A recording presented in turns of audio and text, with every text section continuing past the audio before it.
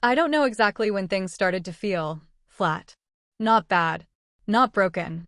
Just quiet in a way that made everything feel slightly distant, like I was watching my own life instead of actually living it. If you met us, you'd probably say we had a good marriage. My husband is kind, stable, responsible. The kind of man people describe as solid. We've been together for 8 years, married for 5. We have routines. Sunday grocery trips. Watching shows together in the evenings. Texting each other things like, do we need milk? Or, I'll be late, traffic is bad. Nothing dramatic. No big fights. No betrayal. Just normal. And for a long time, that was enough. I used to feel safe in it. There was something comforting about knowing exactly how our evenings would go. He'd come home, kiss me on the forehead, ask how my day was. I'd say fine, even if I didn't really think about it. We'd eat, maybe scroll on our phones side by side, occasionally sharing something funny. Sometimes I'd look at him and try to remember what it felt like in the beginning. When everything was new. When I actually felt something just from him touching my hand. Now it was different. Not worse, just quieter. And I told myself that's what growing up looks like.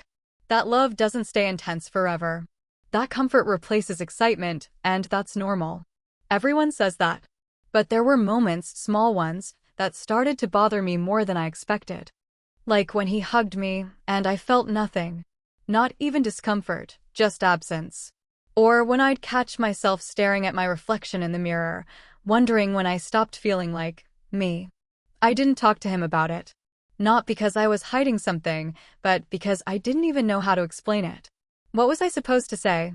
Hey, everything is fine, but I feel empty anyway? That sounds ungrateful. Almost cruel. So I kept it to myself. I filled my time with small distractions. Work, podcasts, random scrolling late at night. I started going to bed later than him, telling him I wasn't tired yet. The truth was, I just didn't want to lie there in the silence, next to someone who loved me, while feeling completely disconnected from it. And the strange part? He didn't notice. Or maybe he did, and just didn't say anything. Either way, life kept moving. Days blending into each other, calm and predictable. Until one small, completely ordinary moment changed something I didn't even realize was still capable of changing. It started at work. It wasn't like I woke up one day and decided something was missing. It crept in slowly, almost politely, like it didn't want to disturb anything. At work, I started noticing how quiet my own thoughts felt. I'd sit at my desk, answering emails, clicking through the same tasks, and feel this strange detachment, like I was going through motions I had memorized years ago. People around me laughed, complained, shared little stories about their weekends. I'd nod, smile when expected, even join in sometimes. But it all felt surface level, like I was playing a role I had already mastered. There was this one afternoon I remember too clearly. Nothing special happened. That's what made it worse. I had lunch alone at my desk, scrolling through my phone. Photos of people traveling, smiling, doing things that looked spontaneous and alive. I caught myself staring at one picture for way too long, some girl laughing on a beach, wind in her hair, eyes closed like she didn't care who was watching. I tried to remember the last time I felt like that. I couldn't. And that realization hit harder than it should have. That evening, my husband asked me how my day was. Same tone, same gentle smile. I said, good. Just busy. He nodded, like always, and told me about a meeting he had. We ate dinner. Watched something neither of us was really paying attention to. At one point, he reached over and rested his hand on my knee. I waited for something. Warmth. Comfort. Anything. Nothing came. And that's when I started to feel scared. Not because something was wrong with him, but because something was missing in me. I went to the bathroom later and just stood there, staring at myself again. Same face. Same body. But it felt like looking at someone I used to know. What is wrong with you? I whispered, almost annoyed. But there was no clear answer. I started overthinking small things after that.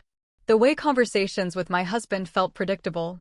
The way I could guess his responses before he said them. The way our life, as stable as it was, started to feel finished. Like there was nothing new left to discover. And I hated myself for thinking that. Because people spend their whole lives trying to build what we had. And here I was, standing in a perfectly good life, feeling like I was slowly fading inside it. So I told myself it was just a phase. Stress. Burnout. Something temporary. I even tried to fix it. I suggested we go out more. Try new places. Change things up a little. He agreed, easily, like he always does. We went to dinner, walked around the city, even planned a short trip. And for brief moments, it almost worked. I'd feel something flicker, like maybe I was coming back to myself. But it never lasted. The quiet always returned. And then, without planning it, without even realizing how much I needed it, something, or rather, someone, broke that silence in a way I wasn't prepared for. I met him on a completely normal Tuesday. It really was just a normal Tuesday. I was late, slightly stressed, and already annoyed at myself for forgetting my headphones. I remember thinking the whole day would feel longer because of that. Small thing, but it mattered to me back then. I walked into the office, dropped my bag on my chair, and noticed someone sitting at the desk across from mine. That desk had been empty for weeks. New hire, I assumed. He looked up for a second when I walked in. Just a quick glance, nothing dramatic. But it lingered half a second longer than people usually look at strangers. Enough to register. Morning, he said, casual, like we already worked together. I smiled back. Morning. That was it. No spark. No music playing in the background.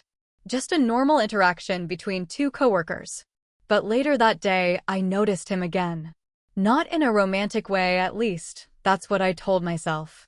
Just awareness. The way he talked to people. The way he actually listened when someone spoke, instead of half scrolling on his phone. The way he laughed like he meant it, not just out of politeness. His name was Daniel. I found that out when our manager introduced him properly during a short team meeting. He had just transferred from another branch. Same role, different projects. At one point, he asked a question about something I was working on. Not a lazy question, not something he could have Googled. It was specific. Thought out. I explained it, maybe a little more than necessary. He nodded, then said, "That makes sense. Thanks." And again, nothing unusual. Except, I felt something. Not attraction. Not yet. Just engagement. That's the best way I can describe it. Later that afternoon, we ended up in the kitchen at the same time. He was making coffee, and I was pretending I needed water just to step away from my desk. Still getting used to everything? I asked, mostly out of politeness. Yeah, he said, leaning slightly against the counter. But it's good. Feels different. In a good way. I nodded. Different how? He shrugged, then smiled a little. People actually talk to each other here. I almost laughed, but stopped myself. Give it a week, I said. We all go back to staring at screens. He looked at me for a second, like he was trying to decide if I was joking or not. Maybe, he said. But you don't seem like that. That caught me off guard. Like what? Disconnected, he said, simply. I didn't answer right away. Because the ironic part? That's exactly how I felt. But instead, I just smiled lightly. You don't know me yet. Fair, he said. But I will. It was a harmless conversation.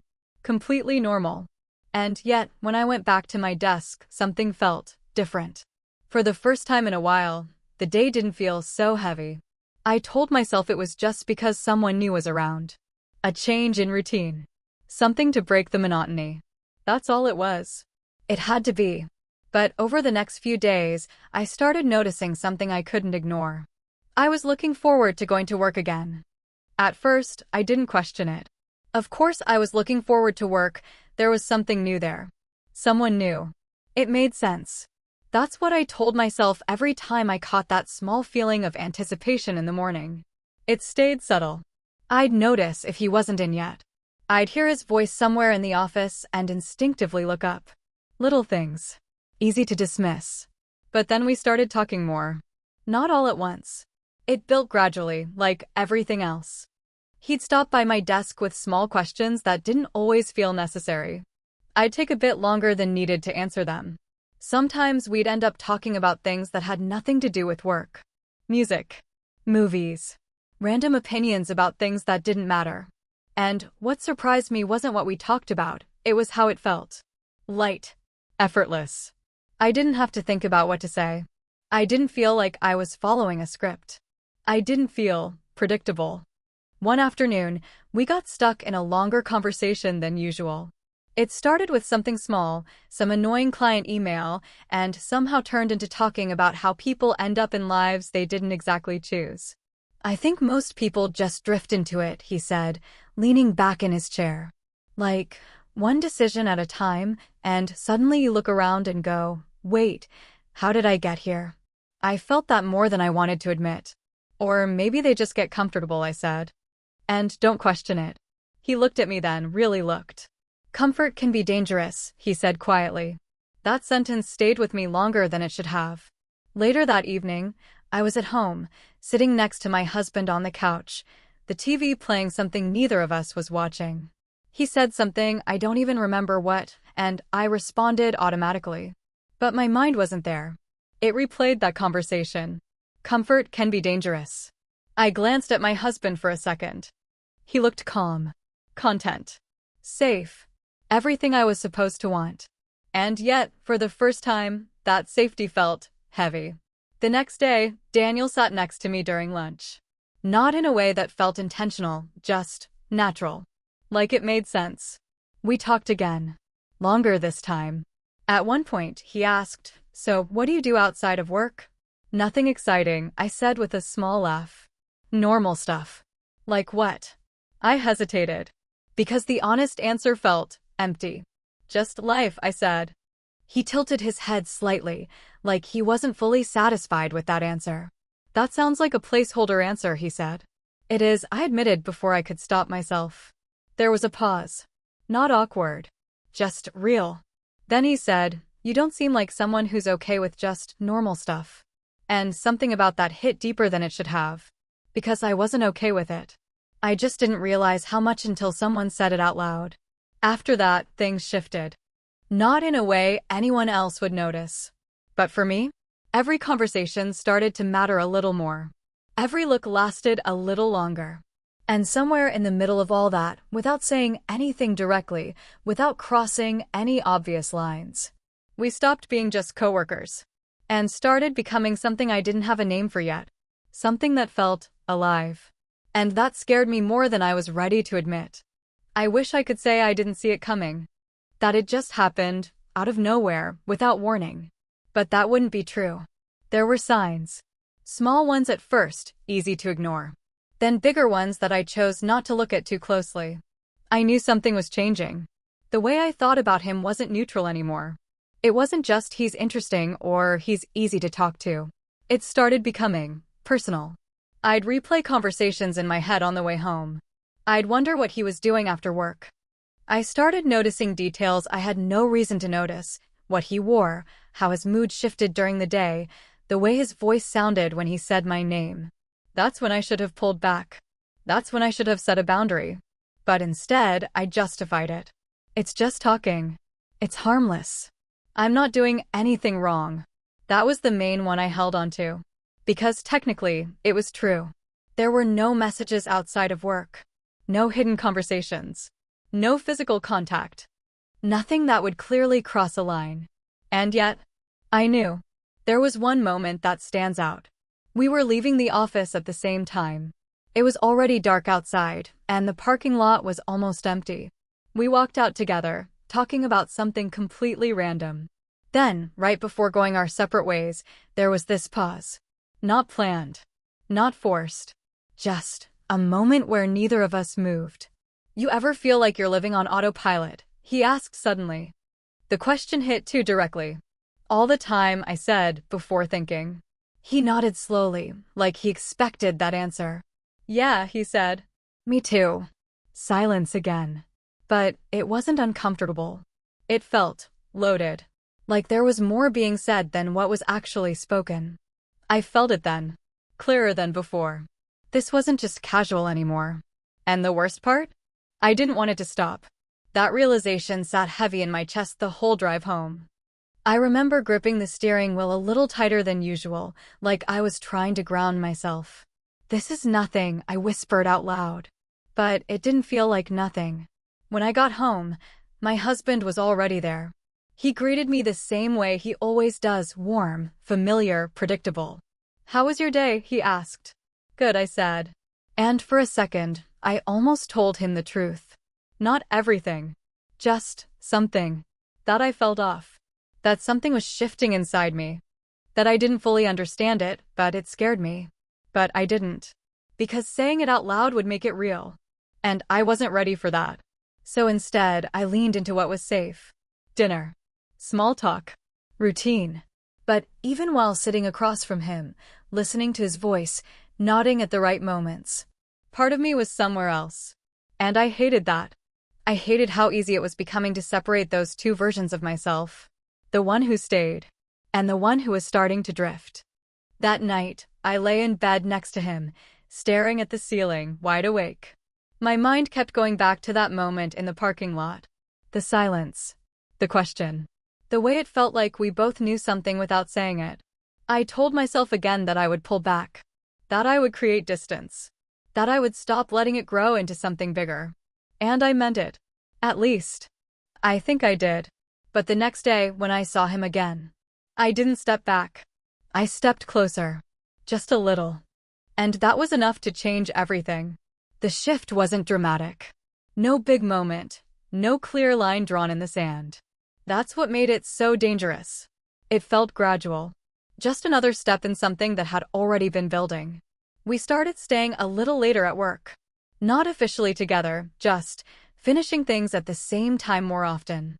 Conversations stretched longer. Silences became more comfortable. And then one evening, it changed. It was already past normal hours. Most of the office lights were off, and the quiet felt different, less like work, more like something suspended between two worlds. I was packing my things when he walked over. "You heading out?" he asked. "Yeah," I said. Finally. He nodded, then hesitated for a second. "Want to grab something quick?" "There's a place nearby." Nothing fancy. It was such a simple question. And I knew immediately that it wasn't just about food. There was a pause long enough for me to think, this is the moment where you decide. I could have said no. I should have said no. Instead, I said, okay. Just something quick. Even as the words left my mouth, I felt that quiet awareness again. Something was crossing over. We walked there together. The conversation stayed light at first, work, random things, small observations. It could have passed as completely innocent to anyone watching. But underneath it, there was tension. Not uncomfortable. Just present. Like both of us were aware of something unspoken, but neither of us was naming it. At one point, he asked, "Does your husband ever notice when you're not really there?" The question caught me off guard. "What do you mean?" He shrugged slightly. "Like, when you're talking, but your mind's somewhere else." I looked down at my glass. "Sometimes," I said quietly. "I don't think he knows what it means, though." "And do you?" he asked. That one lingered. I didn't answer right away. "I'm still figuring that out," I said. He nodded, like that made sense. And then, without thinking too much about it, I asked, "Why do you notice things like that?" He smiled a little. Not playful, more like he was choosing how honest to be. "Because you do it a lot," he said. My chest tightened slightly. There it was again, that feeling of being seen. Not in a superficial way. Not like small talk. He was paying attention. And I let him. That was the part one couldn't deny anymore. I wasn't just responding to it, I was allowing it. Encouraging it, even. When we left, it was late. The streets were quiet, almost empty. We walked back slowly, like neither of us was in a rush to end the night. And then, just like before, there was that moment. Standing close. Not touching. But close enough to feel it. "You know this isn't just casual, right?" he said quietly. My heart started beating faster. "I know," I said. That was it. No dramatic confession. No immediate action. But something had shifted, undeniably. We both acknowledged it. And neither of us stepped away. I went home that night feeling something I hadn't felt in a long time. Not happiness. Not guilt. Something sharper. Alive. And that's when I realized something I didn't want to admit. I had already crossed the line. Everything after this was just going to prove it. I kept telling myself there was still time to stop, that nothing had really happened yet, that as long as I didn't take it any further, I could still step back and pretend this was just a confusing phase. But the truth is, the line had already moved. What used to feel like too much started feeling normal. Staying late. Talking about things that weren't just casual anymore. The way we looked at each other when no one else was paying attention. And then one night, everything collapsed into a moment I couldn't undo. It wasn't planned. That's what I keep repeating in my head, even now. We had stayed late again.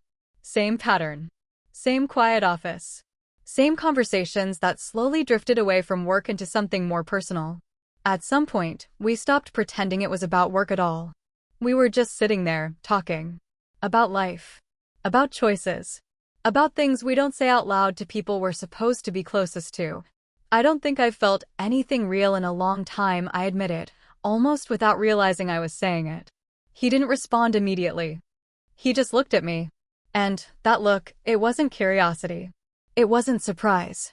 It was understanding. Too much of it. You feel it now, he asked quietly. I should have said no. I should have laughed it off, changed the subject, stood up, walked away, anything. Instead, I nodded. And that was it. That was the moment everything tipped. We didn't rush into anything. It wasn't impulsive in the way people imagine. It was slow, careful. Almost like we were both aware of the weight of what we were about to do. And still, we didn't stop. When he got closer, I felt it before anything even happened. That shift in the air, that awareness that there's no going back once you move even an inch further. My mind was loud for a second. This is wrong. You're married. You need to stop. But underneath all of that, there was something stronger. Something I hadn't felt in years. Not just desire. Not just curiosity. It was intensity. Like everything that had been quiet inside me suddenly woke up all at once. And I let it. I didn't think about consequences in that moment. I didn't think about my husband, or what this would mean, or how it would look from the outside. I just focused on the feeling. The closeness. The tension. The fact that I was actually there, fully present, instead of drifting somewhere else like I had been for so long. At one point, I remember thinking something that scared me even as it crossed my mind. So this is what it's supposed to feel like. And then it happened. That final step. The one I had told myself I wouldn't take. There was no dramatic pause. No last-second decision. Just a quiet, irreversible choice. And the second it happened, I felt it. Not guilt. Not yet. Something else. Something overwhelming, almost shocking in how strong it was. It was so big, I whispered at some point, barely realizing I said it out loud. It woke something up in me I thought was gone. The words slipped out before I could stop them. And the worst part? I meant them. Completely. In that moment, I wasn't thinking about what I was losing. I was only aware of what I had found again. And that's the part one still don't know how to forgive myself for. Because once you feel something like that, it's almost impossible to pretend you didn't. The next morning felt unreal. Not in a dramatic movie-like way. There was no instant collapse, no overwhelming guilt that made me break down. It was quieter than that. I woke up in my own bed, next to my husband, like nothing had happened. For a few seconds, I just stared at the ceiling, trying to orient myself. My body felt normal. The room looked the same. The world hadn't shifted in any visible way. But inside, something had. I turned my head slightly and looked at him. He was still asleep, breathing steadily, completely unaware of what I had done just hours before. And that's when the first wave hit. Not panic. Not regret. Distance. It felt like I was looking at a version of my life that I was no longer fully inside. I got out of bed quietly and went to the bathroom, closing the door behind me. I leaned against the sink, staring at my reflection again, something I had been doing a lot lately. But this time, it was different. I didn't look confused. I looked awake. And that realization made my stomach twist. What did you do? I whispered to myself. There was no good answer. When I went back to the bedroom, he had woken up. He smiled when he saw me, the same soft, familiar expression. Morning, he said. Morning, I replied.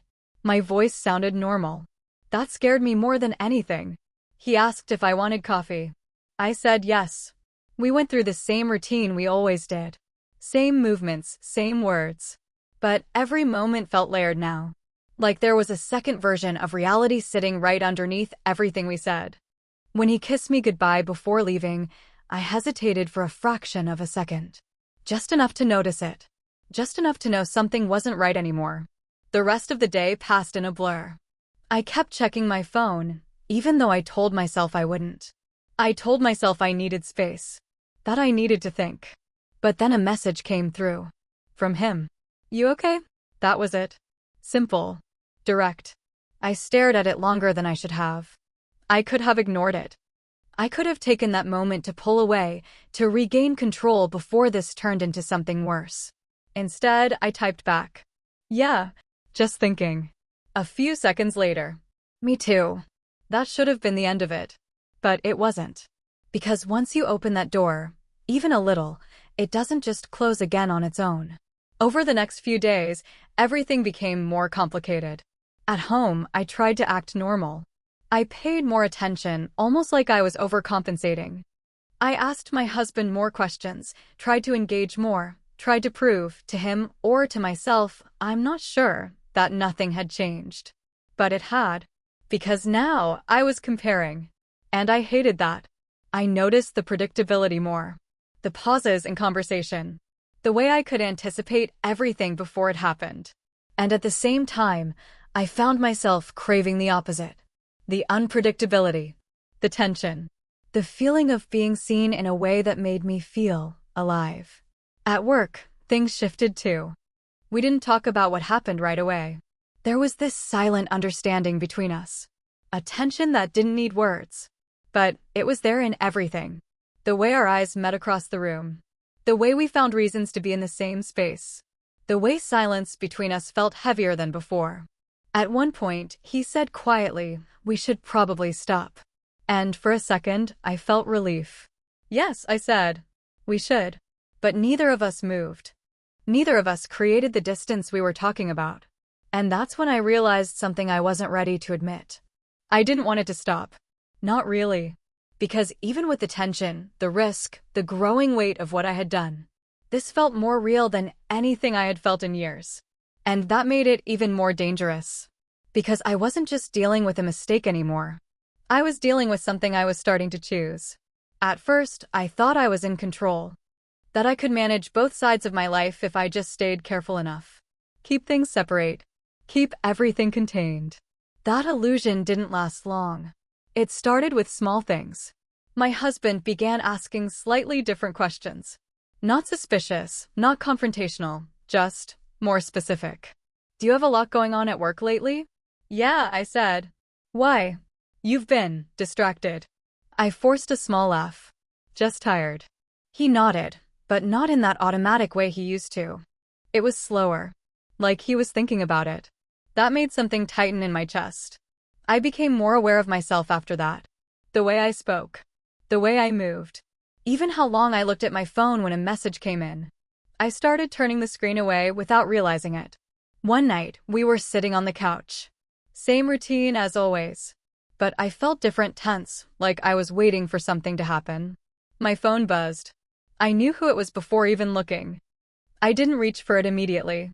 I tried to act normal. But my husband noticed anyway. You gonna check that? He asked. Later, I said. But my voice sounded off. Even to me. He looked at me for a second longer than usual. Then back at the TV. That silence between us felt heavier than anything we'd said. Later that night, when he was in the shower, I checked the message. I keep thinking about you. I stared at those words, my heart beating faster than it should have. Not just because of what they meant, but because I realized I felt the same. And that terrified me. I typed a response, deleted it, typed again. Finally, we said we should stop. A minute passed. Then, do you want to? I didn't answer right away. Because that was the question I had been avoiding this entire time.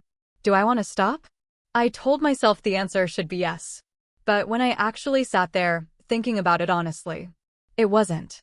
And that's when everything became clear in the worst possible way. This wasn't just something that happened anymore. This was something I was actively choosing. Over the next few days, my husband grew quieter. Not distant. Not cold. Just observant. Like he was putting something together slowly, piece by piece. One evening, he asked me something that caught me completely off guard. "Are you happy?" I froze. Not because it was an unusual question, but because of the way he asked it. Carefully. Like he already knew the answer might hurt. "Of course I am," I said quickly. Too quickly. He held my gaze for a second, then nodded. Okay, that was it. No argument. No follow-up. But something in the way he said it made my stomach drop.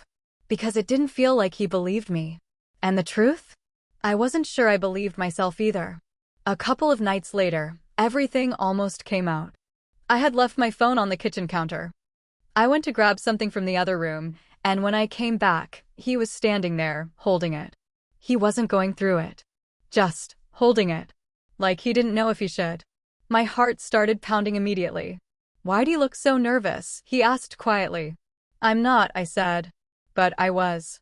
Completely. There was a long pause. Then he placed the phone back on the counter. "I'm probably overthinking," he said.